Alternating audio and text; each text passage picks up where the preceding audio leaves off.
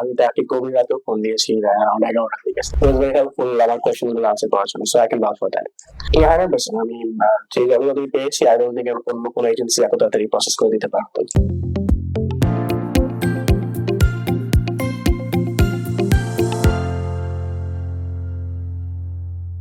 Hello dear students, আশা করি আপনারা অনেক অনেক ভালো আছেন। আমি বিডি এক্সপার্ট থেকে তাসনিম হাসান, আর আজ আমাদের সাথে যিনি গেস্ট আছেন তিনি ইউকেতে যাচ্ছেন তার হায়ার এডুকেশনের জন্য। হ্যাঁ ভাইয়া। হ্যালো আপু, হ্যালো এভরিওয়ান। ওকে ভাইয়া, আপনার ফুল নেমটা যদি ভিউয়ার্সকে একটু বলতেন। জি, আমার ফুল নেম হচ্ছে সাইফ সারোয়ার সানি। ভাইয়া, আপনি কোন ইউনিভার্সিটির কোন কোর্সে যাচ্ছেন?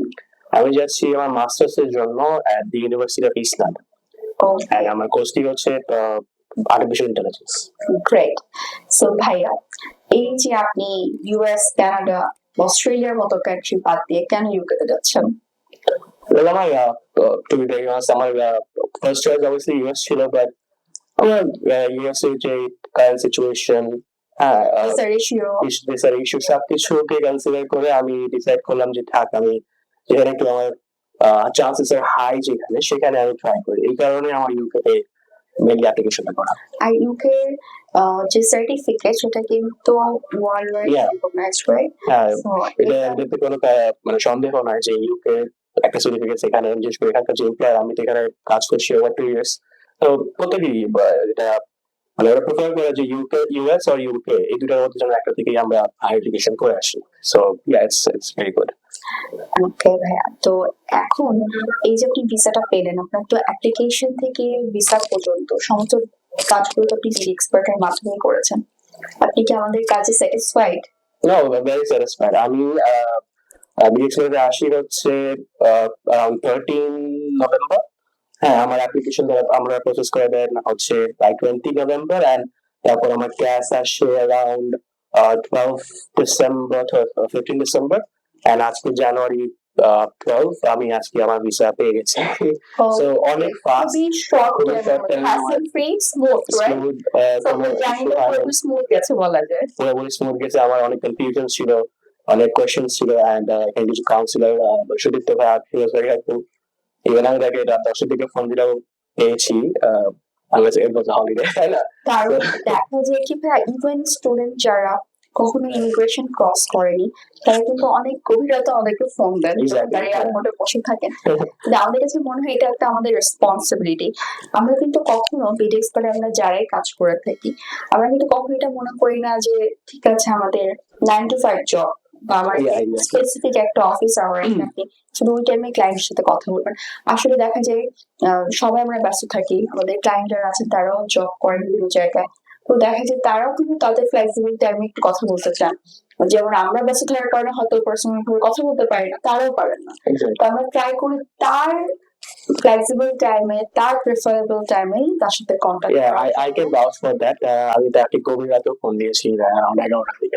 তাকে পেয়েছি, আমি পিছিয়ে was very helpful আমার কোয়েশ্চেন গুলো আনসার করার জন্য। So I can vouch for that. Councillor friendly বা কোঅপারেট না হলে খুবই সমস্যা। এক্স্যাক্টলি, কাউন্সিলরকে কোঅপারেটিভ হতেই হবে, আদারওয়াইজ কখনো জার্নি স্মুথ হয় না। আচ্ছা, এখন ভাইয়া এই যে সবকিছু করলেন এবং সাকসেসফুল আপনি, আলহামদুলিল্লাহ। তো এখন যদি কেউ আপনাকে বলে সেটা বাইরে যেতে চায়, এবং আপনি কি তাহলে বিডি এক্সপার্টকে রিকমেন্ড করবেন? 100%। আমি যে জবগুলো আমি পেয়েছি I don't think অন্য কোনো এজেন্সি এত তাড়াতাড়ি প্রসেস করে দিতে পারতো। আচ্ছা, সো ভাইয়া আপনার স্টিকারটা যদি একটু প্রেস থেকে শো করতেন। থ্যাংক ইউ সো মাচ ভাইয়া। লাস্ট একটা কোয়েশ্চেন করবো আপনাকে। বাইরে গিয়ে ডিগ্রি নেওয়া প্রতিটা মানুষের ড্রিম থাকে, কবে থেকে ড্রিমটা স্টার্ট হলো এবং কিভাবে সবকিছু শুরু হলো? আমি হচ্ছে গ্রাজুয়েশন শেষ করি হচ্ছে 23 বলতে গেলে 22 ডিসেম্বরে শেষ করি।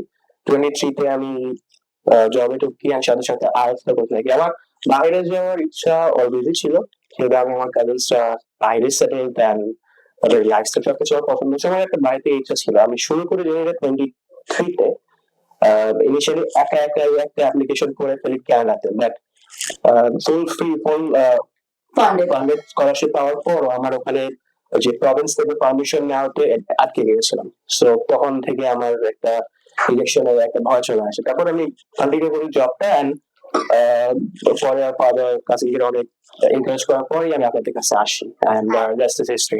সাকসেসফুল আলহামদুলিল্লাহ। জি, ওকে, সো ভিউয়ার্স, আপনারা যারা দেশের বাইরে যাওয়ার পরিকল্পনা করছেন, কিন্তু অনেকের হয়তো বিভিন্ন কান্ট্রিতে রিজেকশন আছে, অথবা আপনার একটা বাজেট লিমিটেশন থাকতে পারে যে আপনি হয়তো সব কান্ট্রির জন্য আপনার প্রোফাইলটা এলিজিবল নাও হতে পারে, বাট তারপর যেহেতু একটা স্বপ্ন থেকে যে আমাদের বাইরে পড়াশোনা করতে যাওয়ার, তো সেই অনুযায়ী আপনার জন্য কোন কান্ট্রিটা বেস্ট হবে এই কাউন্সিলিং এর জন্য কিন্তু আপনি বিডি এক্সপার্টে আসতে পারেন। এখানে আপনি পাবেন প্রপার গাইডেন্স এবং ফ্রি কাউন্সিলিং, এবং এখানে কাউন্সিলররা খুব যত্নের সাথে কিন্তু আপনাকে সহযোগিতা করবে আপনার প্রত্যেকটা পদে।